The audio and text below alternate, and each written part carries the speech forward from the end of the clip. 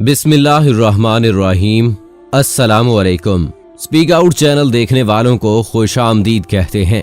दोस्तों, अंजीर को जन्नत का फल कहा जाता है।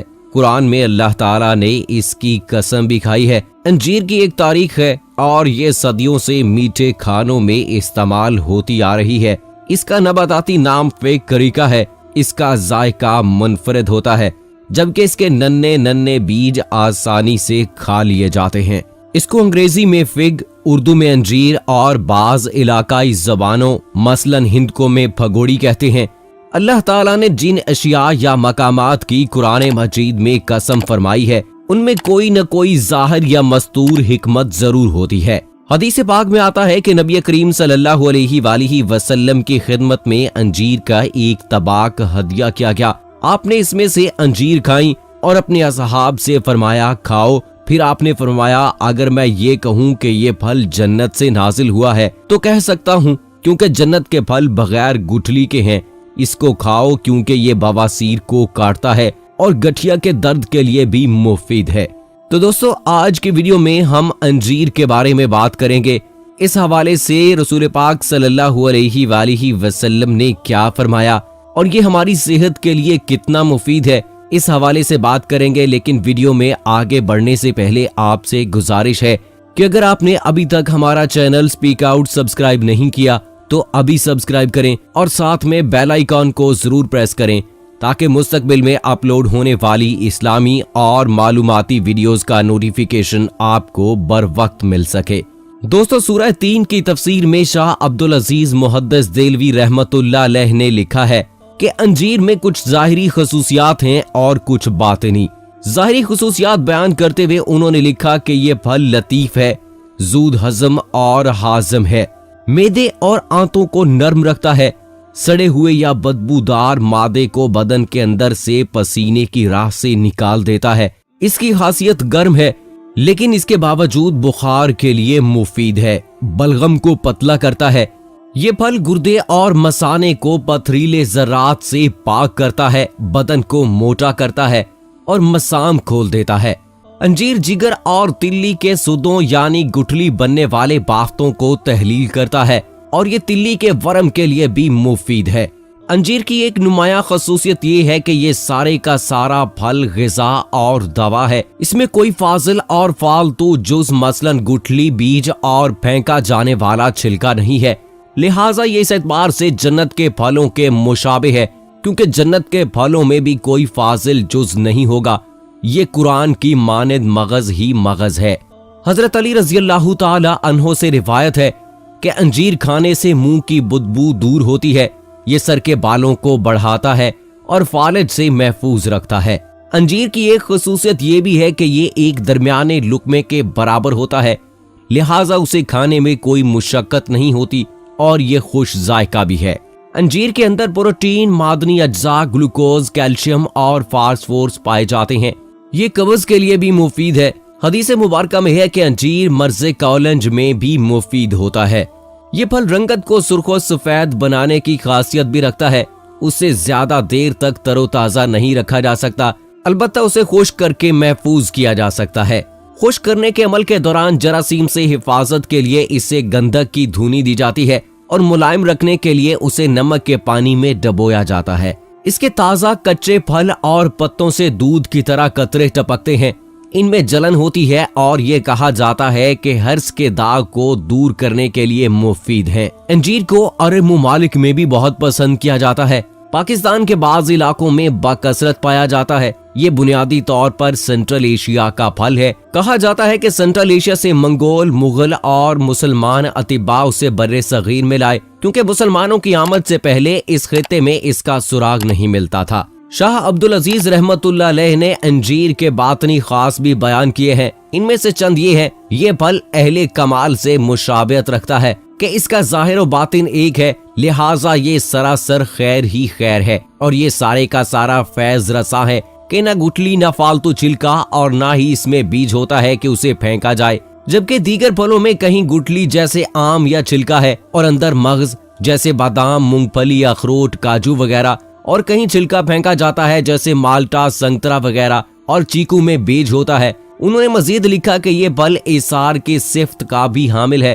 دیگر پھلدار درختوں پر پہلے شگوفے کھلتے ہیں، یعنی وہ اپنے آپ کو حسن و جمال سے آراستہ کرتے ہیں، جبکہ انجیر میں کسی شگوفے یا کلی کے بغیر براہ راست پھل نکل آتا ہے۔ شاہ صاحب دیگر پھلدار درختوں کو خود غرض اور دنیا دار لوگوں کے مشابہ قرار دیتے ہیں، جو اول خواہش بعد درویش کے فارمولے کا مظہر ہوتے ہیں۔ اس بات کو امام فخر الدین رازی نے تفسیر کبیر میں لکھا ہے کہ دیگر درختوں کا شعار اس حدیث کے مصداق ہے، پہلے اپنی ضرورت پوری کرو اور پھر ان کی جو تمہاری کفالت میں ہے، اور انجیر اس صفت مصطفی کا مظہر ہے جو سورہ حشر میں بیان کی گئی ہے، اور وہ خود ضرورت مند ہونے کے باوجود یعنی اثار سے کام لیتے ہیں اور دوسروں کو اپنے اوپر ترجیح دیتے ہیں۔ مزید یہ کہ انجیر سال میں ایک سے زائد بار پھل دیتا ہے۔ شاہ عبدالعزیز رحمت اللہ علیہ لکھتے ہیں، حضرت آدم و حوا علیہ السلام اپنے بدن کو ڈھانپنے کے لیے جس درخت کے پاس جاتے وہ آپ کی پہنچ سے اونچا ہو جاتا، پس جب وہ انجیر کے درخت کے پاس گئے تو انجیر کا درخت اونچا نہ ہوا، اور حضرت آدم و حوا علیہ السلام نے اس کے پتوں سے اپنے بدن کو ڈھانپا۔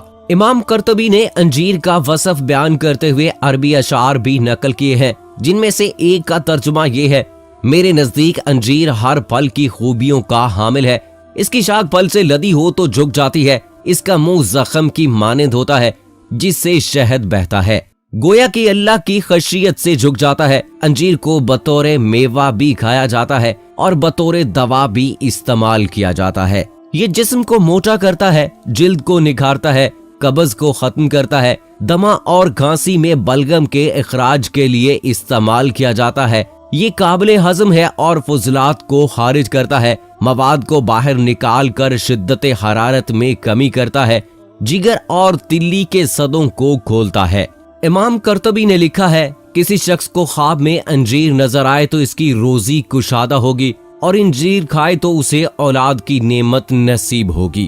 انجیر ورم تلی کو ختم کرنے کے لیے استعمال ہوتا ہے۔ اگر اس سے مغز اخروٹ کے ساتھ استعمال کیا جائے تو تقویت قوت باہ کے لیے مفید ہے۔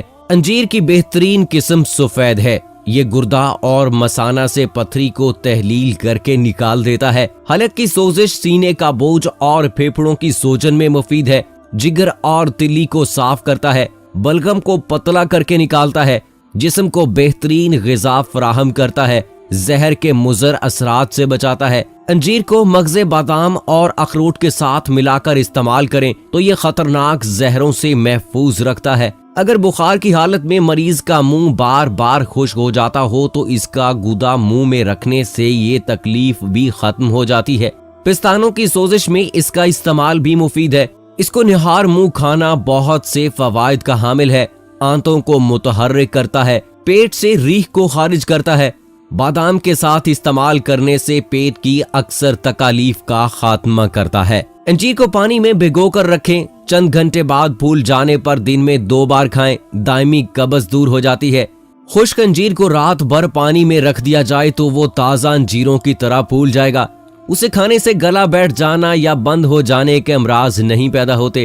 سردی کے ایام میں بچوں کو خشک انجیر دی جائے تو ان کی نشو و نما کے لیے بے حد مفید ہے۔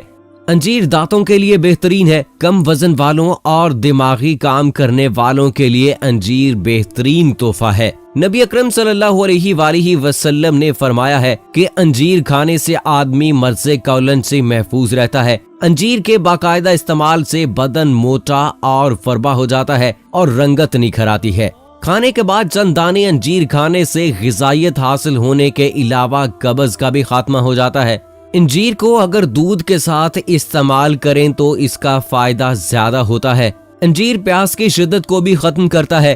جن لوگوں کو پسینہ نہ آتا ہو ان کے لیے انجیر کا استعمال بہت مفید ہے۔ انجیر خون کے سرخ ذرات میں اضافہ کرتا ہے اور زہریلے مادے ختم کر کے خون کو صاف کرتا ہے۔ جن لوگوں کو دماغی کمزوری کی شکایت ہو وہ اس طرح ناشتہ کریں کہ پہلے 3-4 انجیر کھائیں، پھر 7 دانے بادام، 1 اخروٹ کا مغز، 1 چھوٹی الائچی کے دانے پیس کر پانی میں چینی ملا کر پی لیں تو ان کی دماغی کمزوری دور ہو جائے گی۔ کمر میں درد ہو تو انجیر کے 3-4 دانے روزانہ کھانے سے درد سے نجات مل جاتی ہے۔ بواسیر کی شکایت ہو تو انجیر کا استعمال نہایت مفید ہے، इसके इस्तेमाल से पुरानी बवासीर का भी खात्मा हो जाता है। मेथी के बीज और अंजीर को पानी में पकाकर शहद में मिलाकर खाने से खांसी की शिद्दत कम हो जाती है। अंजीर हमेशा ताज़ा और नरम लेनी चाहिए। काली और सूखी अंजीर में बाज़ औक़ात सफेद कीड़े नजर आते हैं। तो दोस्तों, ये थी हमारी आज की वीडियो जिसमें हमने आपको अंजीर के फवायद और उसकी हकीकत के बारे में बताया कि इसके बारे में रसूल अकरम सल्लल्लाहु अलैहि वसल्लम ने क्या फरमाया है। तो उम्मीद करते हैं कि हमारी आज की वीडियो आपको पसंद आई होगी। दोस्तों, कमेंट बॉक्स में जरूर बताइएगा कि आपको अंजीर खाना पसंद है या नहीं, और क्या सर्दियों में आप अंजीर का इस्तेमाल करते हैं। कमेंट बॉक्स में जरूर बताइएगा। मुझे अगली वीडियो तक इजाजत दीजिए। फी अमानिल्लाह।